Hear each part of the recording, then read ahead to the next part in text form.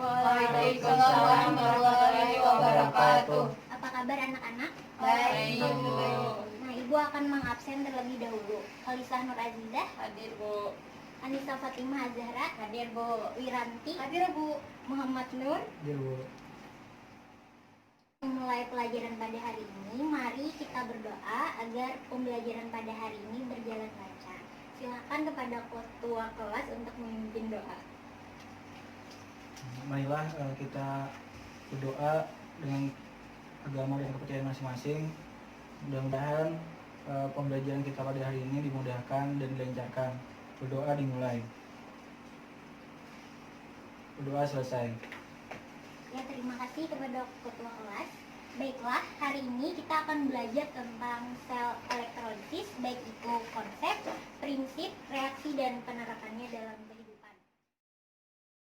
Tujuan pembelajaran kita pada hari ini adalah melalui pengamatan terhadap percobaan yang dilakukan, siswa dapat menjelaskan konsep sel elektrolisis dan mampu memahami penerapan sel elektrolisis dalam kehidupan, dan siswa dapat bekerja sama dalam kelompok. Silakan sebuah foto. Silakan kalian amati fotonya. Bisa kalian lihat fotonya? Bisa, Bu. Foto apa itu? Mobil. Mobilnya tampak seperti apa? Mengkilap. Indah. Ya, mobilnya terlihat indah dan menkilap ya. Kalian tahu bahan penyusun mobil itu apa? Besi, Bu. Bu. Logam. Ya, ya logam. Tapi kenapa ya kok bisa mengkilap seperti itu? Dan kira-kira apa hubungannya dengan sel elektrolisis? Ada yang tahu kenapa? Kita tahu, Bu. Mungkin ada suatu lapisan, Bu. Baik, ada lagi? Mungkin ada minyak, Bu. Ada lagi? Kita tahu, Bu. Baik, jika sudah tidak ada, karena kita sudah mendapatkan beberapa permasalahan, saya akan membagi kalian menjadi dua kelompok, di sini kelompok 1 dan di sini kelompok 2. Kita akan melakukan percobaan atau praktikum sederhana agar kalian bisa lebih paham dan dapat mempermudah menjawab pertanyaan-pertanyaan tadi. Silakan kalian ambil bahan dan alat yang sudah saya siapkan. Alat dan bahan yang digunakan ada gelas yang sudah diisi air, garam, kabel, kardus, pensil yang sudah diraut seperti ini, baterai 9 volt, gunting, dan sendok. Lalu saya akan membagikan LKPD. Untuk prosedur kerjanya silakan kalian lihat pada LKPD yang akan saya bagikan.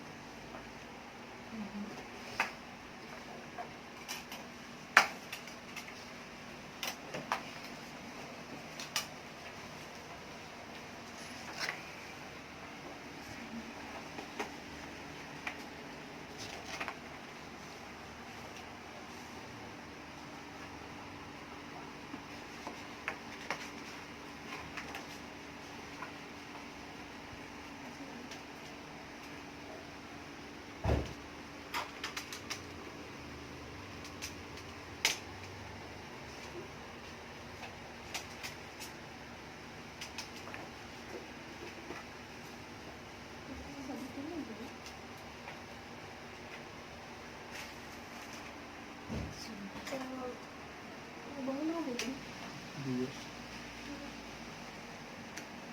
Itu semua. Langsung.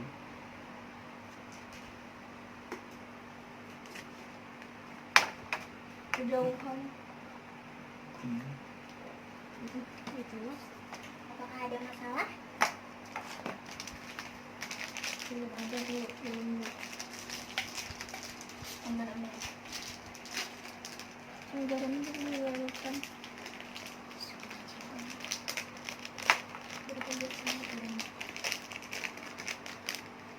Solusi dulu di sini. Saya tembak dulu.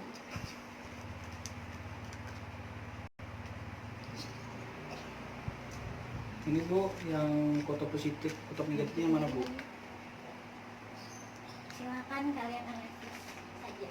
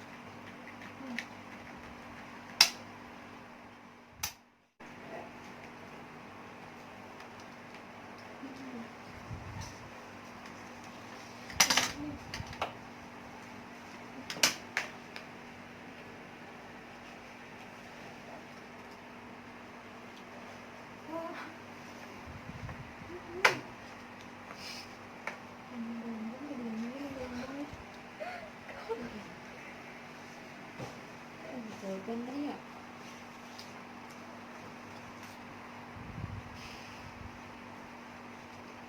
Well, tinggal mas supaya kada bergerak. Belum.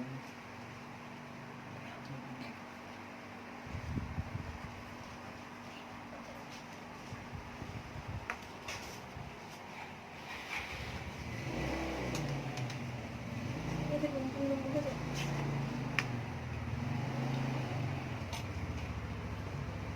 Ini kedalaman ini kan emang.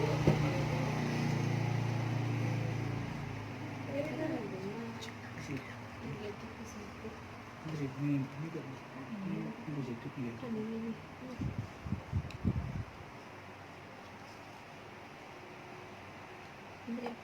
Iya, yang positif yang pada negatifnya banyak nih.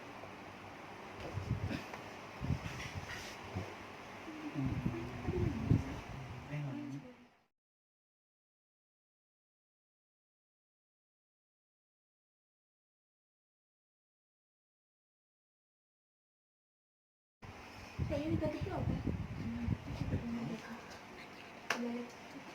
Atau ada apa?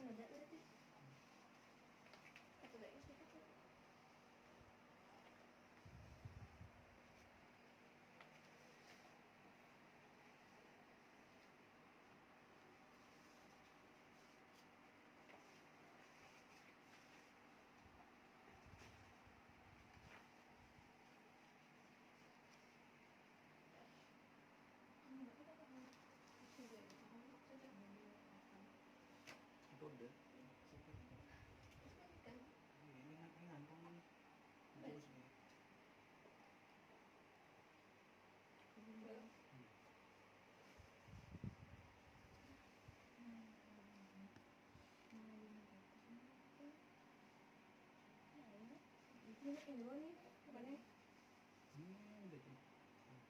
Kebenar. Ini cek.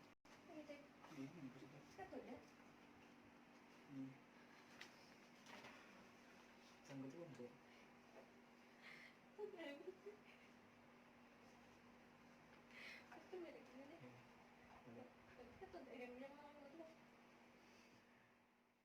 Apakah sudah selesai?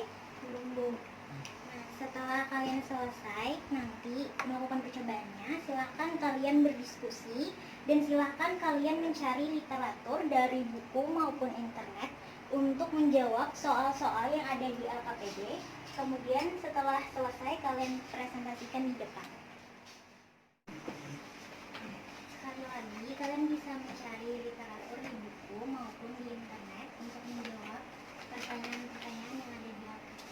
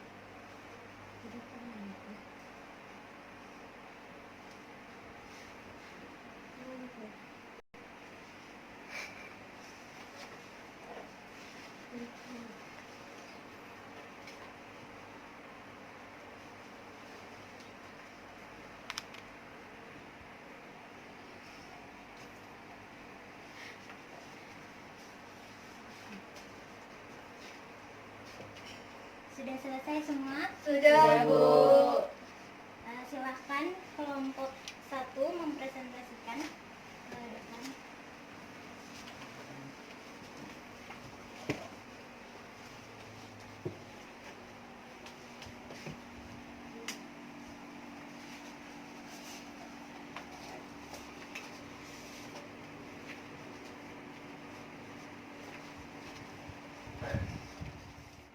Assalamualaikum warahmatullahi wabarakatuh. Waalaikumsalam warahmatullahi wabarakatuh. Kami dari kelompok 1 akan mempresentasikan hasil pengamatan kami terhadap percobaan yang sudah dilakukan tadi. Pada bagian anoda yang bermuatan positif tadi itu menghasilkan sedikit gelembung, dan pada bagian katoda yang bermuatan negatif menghasilkan banyak gelembung. Untuk bagian anoda, kenapa sedikit gelembung? Karena adanya ion klorin. Untuk bagian katoda, kenapa banyak gelembung? Karena adanya ion hidrogen. Ya, selanjutnya silakan presentasikan tugas kelompok nomor 1 dan 2.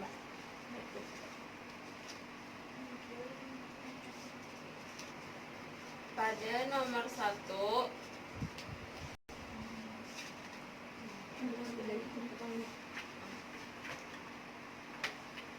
berdasarkan percobaan, apakah yang terjadi pada ujung pensil? Pada ujung pensil terdapat gelembung-gelembung arus listrik dari baterai melewati di antara dua pensil. Air terbagi menjadi hidrogen dan gas klorin yang merupakan gelembung sebagian kecil di sekitar masing-masing pensil. Pensil digunakan pada percobaan karena pensil tersebut dari grafit atau terdapat zat karbon yang berperan sebagai elektroda pada percobaan. Selanjutnya akan dilanjutkan oleh teman saya. Nomor 2, mengapa air garam atau air asin yang digunakan dalam percobaan ini? Nah, itu tuh karena penambahan garam itu bermanfaat atau dapat mempercepat proses dari elektrolisis itu sendiri, di mana garam dapat membantu menghantarkan listrik di dalam air, karena garam merupakan larutan elektrolit. Ya, terima kasih, silakan duduk. Beri tepuk tangan untuk kelompok 1. Pada kelompok 2, silakan.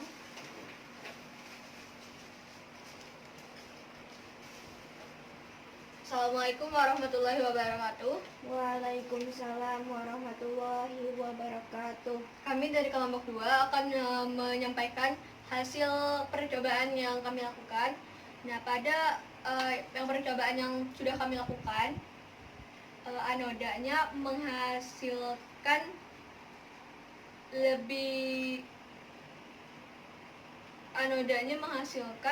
lebih sedikit gelembung dibandingkan dengan katodanya. Katodanya itu banyak menghasilkan gelembung. Katodanya bermuatan negatif sedangkan anodanya bermuatan positif. Nah, kenapa jadi anodanya lebih sedikit mengeluarkan gelembung? Karena adanya klorin. Sedangkan pada katoda itu menghasilkan banyak gelembung karena adanya gas hidrogen. Baik, silakan jawab tugas kelompok nomor 3, 4, dan 5. Nah, pada nomor 3, apakah percobaan yang telah dilakukan termasuk contoh dari sel elektrolisis? Tuliskan reaksi sel elektrolisisnya. Iya, percobaan tersebut termasuk contoh dari sel elektrolisis karena elektrolisis adalah perubahan dari energi listrik menjadi energi kimia. Dalam percobaan tersebut tadi, elektrolisis terdiri dari gelas, pensil, larutan garam, sumber arus listrik yang berupa baterai. Selain itu, larutan elektrolit mengandung partikel-partikel yang bermuatan kation dan anion. Diketahui bahwa jika arus listrik dialirkan ke dalam larutan elektrolit, akan terjadi proses elektrolisis yang menghasilkan gas. Gelembung gas ini terbentuk karena ion positif mengalami reaksi reduksi dan ion negatif mengalami reaksi oksidasi. Reaksinya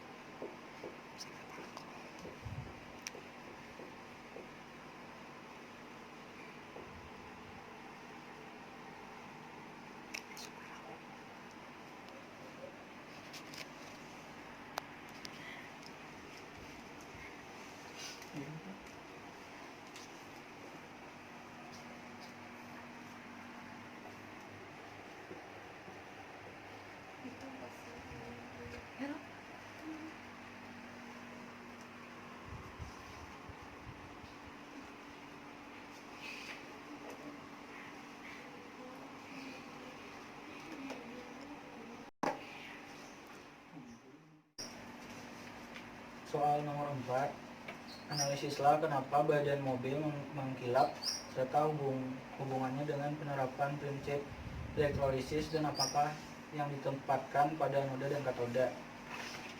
Jadi pada badan mobil tadi memang berbahan dasar logam, tetapi ada satu lapisan yang menyelimuti logam tersebut, yaitu kromium. Kromium itu adalah unsur kimia yang mengkilap dan tahan pengesaman. Kromium disepuhkan pada logam penyusun mobil tersebut menggunakan proses elektrolisis, di mana logam ditempatkan di bagian katoda sedangkan kromium di bagian anoda. Pada badan mobil tersebut merupakan contoh penerapan sel elektrolisis, yaitu penyepuhan logam dan electroplating. Dalam aplikasi ini, logam yang akan disepuh atau dilapisi ditempatkan sebagai katoda dan yang akan diberi muatan negatif dari arus listrik, dan yang akan melapisi logam bertindak sebagai anoda. Selanjutnya untuk nomor 5, sebutkan contoh penerapan sel elektrolisis. Untuk contoh penerapannya ada penyepuhan atau electroplating, membuat zat-zat kimia dan pemurnian logam. Demikian itu saja. Ya, silakan duduk. Beri tepuk tangan untuk kelompok 2. Nah, apakah ada yang ingin menanggapi atau ditanyakan dari yang disampaikan temannya? Baik, setelah melakukan pembelajaran pada hari ini, refleksikan pelajaran ataupun praktikum sederhana yang telah kita lakukan. Silahkan kepada kelompok 1. Pada percobaan ini sangat menyenangkan, terus mendapatkan pengalaman baru, percobaannya sangat excited. Pada pensilnya menghasilkan gelembung. Sebenarnya itu saja, Bu. Ya, silakan selanjutnya kepada kelompok 2. Berdasarkan yang kami lakukan tadi,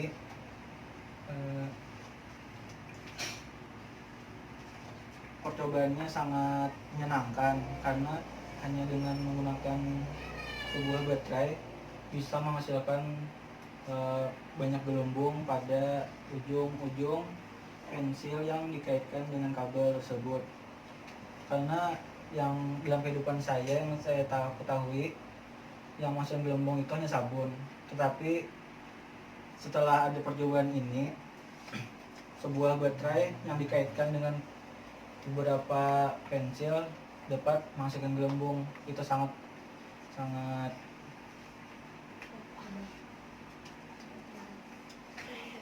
keren menurut saya. Ya, terima kasih. Baik, selanjutnya apakah ada yang ingin memberikan kesimpulan tentang pembelajaran kita pada hari ini? Saya, Bu, Ya, silakan. berdasarkan percobaan yang kami lakukan, dapat disimpulkan bahwa pada sel elektrolisis terjadi perubahan energi di mana energi listrik berubah menjadi energi kimia. Katoda berfungsi sebagai tempat berlangsungnya reaksi reduksi dan sebagai kutub negatif, sedangkan anoda merupakan tempat berlangsungnya reaksi oksidasi dan sebagai kutub positif. Dalam elektrolisis sendiri tersusun atas sebuah wadah, elektroda, elektrolit, dan sumber arus arah atau AC. Contoh penerapan reaksi elektrolisis ini yaitu penyepuhan, membuat zat kimia, dan pemurnian logam. Jadi itu saja, Bu. Ya, terima kasih. Beri tepuk tangan untuk ini. Ya, jadi sel elektrolisis merupakan proses arus listrik bisa menguraikan suatu zat elektrolit. Artinya pada proses elektrolisis terjadi perubahan energi listrik menjadi energi kimia. Dalam elektrolisis terjadi reaksi redoks. Katoda berfungsi sebagai kutub positif, sedangkan anoda sebagai kutub negatif. Lalu kaitannya dengan foto badan mobil tadi adalah pembuatan badan mobil yang bahan penyusunnya logam dilapisi dengan kromium yang menggunakan prinsip elektrolisis. Ini merupakan salah satu contoh penerapan sel elektrolisis, yaitu penyepuhan. Selain penyepuhan, juga banyak peranan lainnya seperti produksi zat. Banyak zat kimia dibuat melalui elektrolisis. Contohnya alkali, magnesium, dan sebagainya. Apakah ada yang ingin ditanyakan lagi?